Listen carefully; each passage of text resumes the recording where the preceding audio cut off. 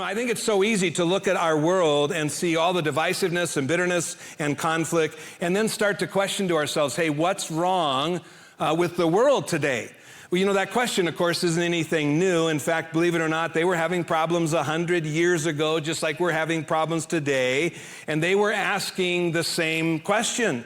But 100 years ago, that question got sent out in a letter. What's wrong with the world today?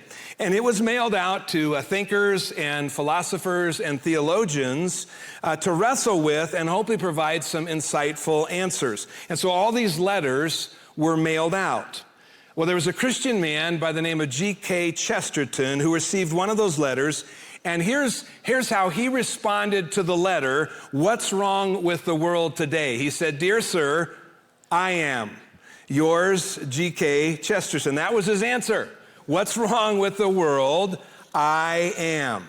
And I think it's easy for all of us to look at the world and see the problems and all that's wrong with our society, but at the same time, maybe quickly overlook or justify or rationalize or explain away our own contribution to those problems, because we tend to believe that our behavior really isn't that corrupt. And so when we think about what's wrong with the world, probably the answer we're least likely to come up with is, I am. It might be me. Which is why Jesus and what he said in the Sermon on the Mount is so important. He wants us to know what's wrong with the world. And at least in part, I am and you are. And the reason this is such a significant recognition is because it's one of the causes of what could be wrong in the world today that I can actually do something about, that you can actually do something about. Now, honestly, that may not be the good news you were looking for when you came to church today, but it's something Jesus addressed early on in his mountaintop message that we're exploring over these next few weeks. And so welcome to Academy Christian Church. We're so glad you're here today. If you're here in person, we're also thankful. We have several hundred people that join us every Sunday online, and of course the folks over at our West Side campus.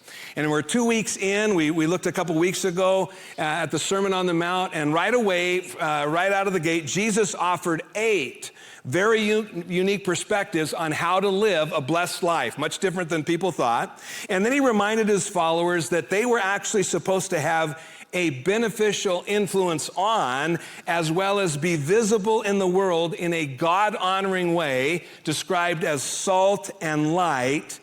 And then all of a sudden, I think Jesus quickly stops preaching and starts meddling, if you really ask me.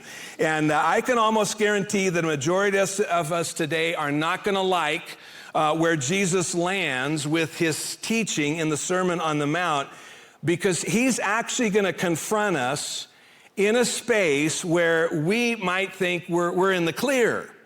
And so when Jesus would ask the question or be asked the question, what's wrong with the world? I think the answer he might give is, sadly, it's the darkness that can reside in our hearts, that is actually a contributor.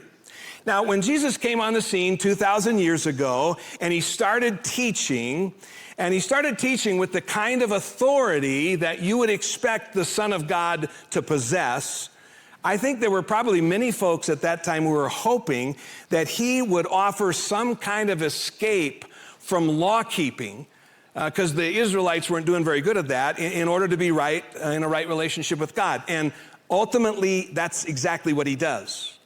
But in verse 17 of Matthew chapter 5, Jesus makes it clear that he did not come to abolish the law, but rather to fulfill it. And then he doesn't stop there. In fact, Jesus forewarned that he was going to be raising the bar. Now, it's important for us to know that in Jesus' day, the spiritually elite were a group of religious leaders known as the Pharisees, and it included teachers of the law who literally, they had perfected ceremonial righteousness. I mean, they had it down to a T, and they made sure that they religiously kept all of the commandments to a T. And so to the average person, I mean, their righteousness seemed really almost unattainable.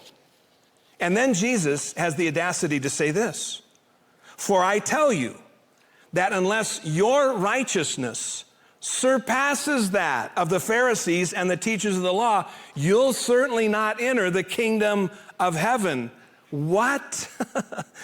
We're in the part of Jesus' Sermon on the Mount where he begins to detail what it looks like to live a life fully devoted to him.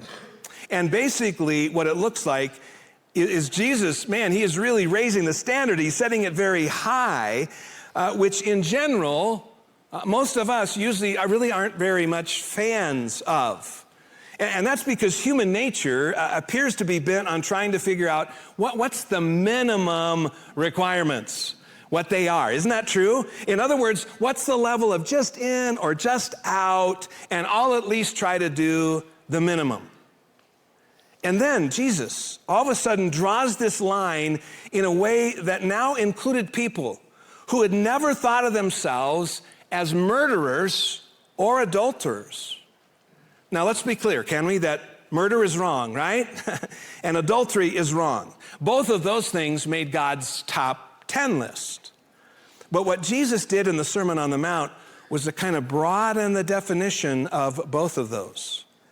And Jesus, I think very strategically starts with the command that a majority of the people could easily be able to say, I'm pretty sure that does not apply to me. I'm in the clear. And it was the commandment against murder. And when we say, whew, I've not done that, have you? I hope not.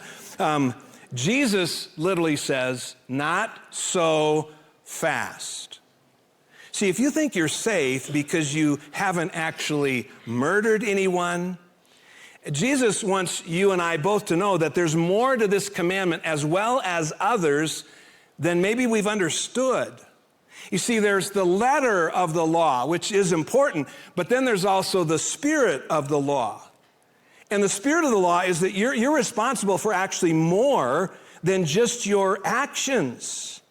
And I really hope that you're ready today, because Jesus is going to address two commandments in order to make sure that we really recognize there are deeper repercussions than most people would like to admit.